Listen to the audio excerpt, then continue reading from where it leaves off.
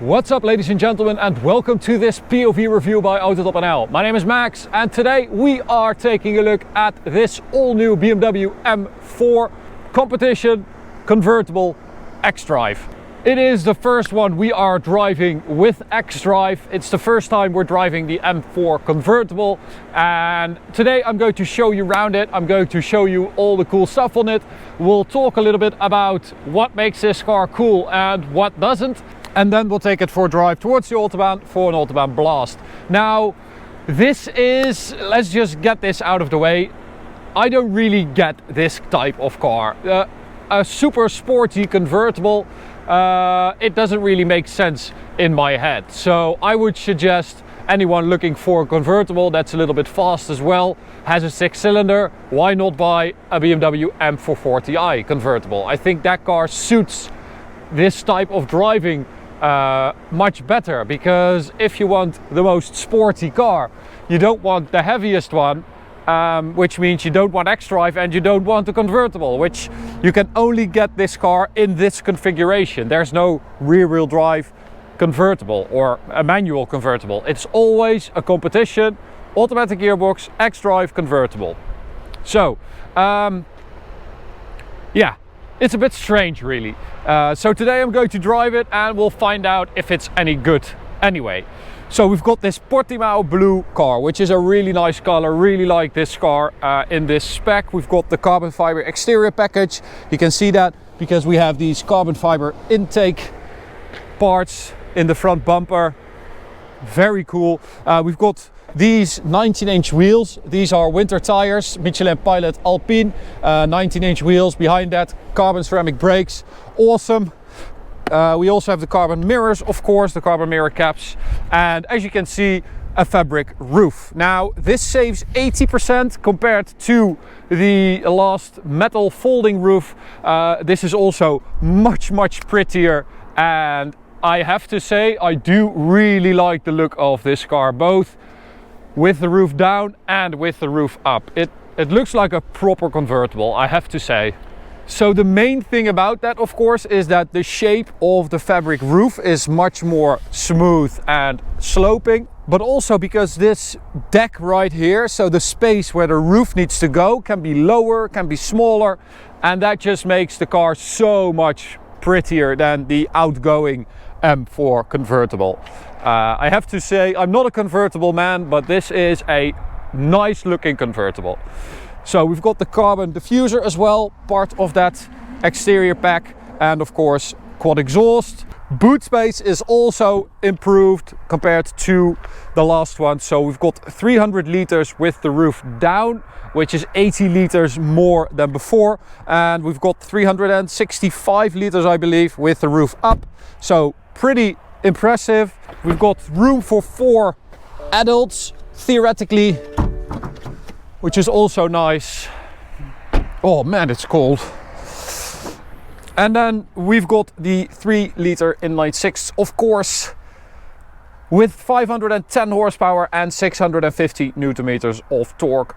Same as the regular M4 competition, obviously. The only problem is that it needs to carry a lot more weight now, of course. So if you look at this car, the weight 1920 kilos, which is 150 kilos heavier than the M4 xDrive Coupe, so the M4 competition xDrive. But even more worrying is the difference with the lightest version you can get, which is the M4 Coupe with a manual gearbox, rear-wheel drive, which is 246 kilos lighter than this car. 246, that is ridiculous. Now of course this does have a little bit more power than that, but still it is a porky fella. It's a bit heavy. And then we've also got winter tires, so yeah, I don't know how much I can say really about the handling of the car, but I'll try. So on the interior we've got the carbon fiber interior package as well. Down here, as you can see on the dash, the beautiful carbon bucket seats with carbon holder on the seat as well. And we've got this wind deflector I didn't show you guys what it looks like with the roof down. Of course we're going to do that as well. So I can use the remote. There we go.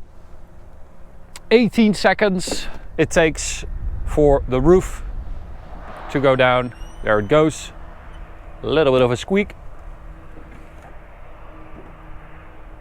That's quite nice, and you can do this driving up to like 50 kilometers an hour as well. But I have to say, I like it. I think it looks cool. I mean, so much better than the previous one, which just looked weird, if you ask me. Especially with the roof up, but also with the roof down. So we've got the windows up, we've got the wind deflector up as well. And we're going to go for heated seats because it's hella cold. 6.5 degrees, feels colder. And we're going to take it for a drive. Now I've got my two-wheel drive setting right there. So we've got xDrive, but you can switch the front wheels off because it's xDrive.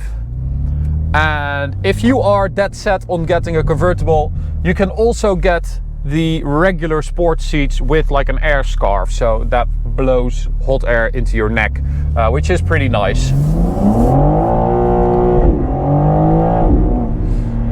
So, driving the M4 competition convertible, what is it like? Well, it is a lot like driving a regular M4, which is good news. Do you feel the weight? Yes, you do sometimes when you least expect it. Because it's not when you try to hustle it down the corner, it is when you accelerate. Of course, you would expect that as well. I was making a jokey joke. So sometimes you feel like, okay, there is the weight, you know? On normal driving, of course, you're not going to feel it. You can slide it around, as you saw. It's very, very impressive still to drive, but there are moments when you realize how heavy the car is. And it's not when you use launch control, because that is still absolutely insane. So we're going to go for M1, which is my four-wheel drive sport setup. Traction control is off. I'm going to park it here. You can see the road is a bit damp. Brake, full throttle, launch control activated. There we go. Oh. And we're off. 3.7 seconds according to BMW.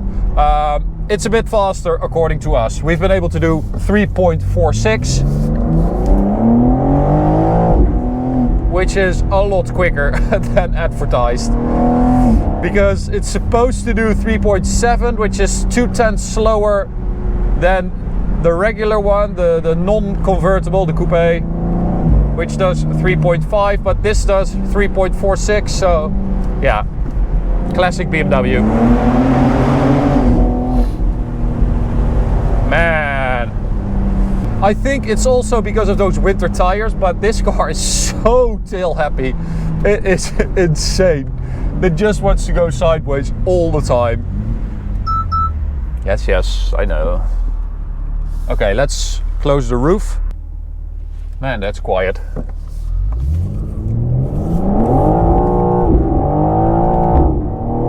So, I don't know if you guys can hear that properly, but those burble bangs on the upshift, that's new.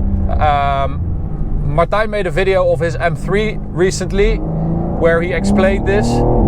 This is fake sound coming through the speakers. And I actually quite like it. I don't necessarily need it there, but it's been done quite well, so I do like that.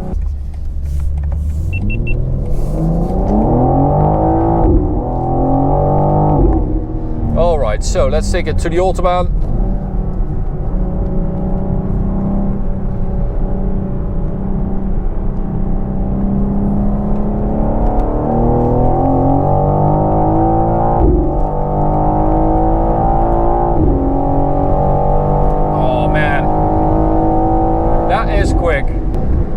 So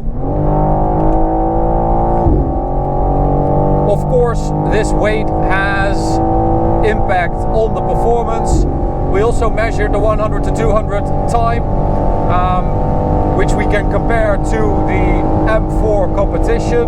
So the non-xDrive, which did 7.8 seconds. This car did 8.69. So it's just shy of a second slower from 100 to 200. And that is down to that increase in weight, of course. Now we've also tested the two-wheel drive versus four-wheel drive sport modes to find out if that has any impact on performance. But in our experience, in our measurements, that actually does not make a difference.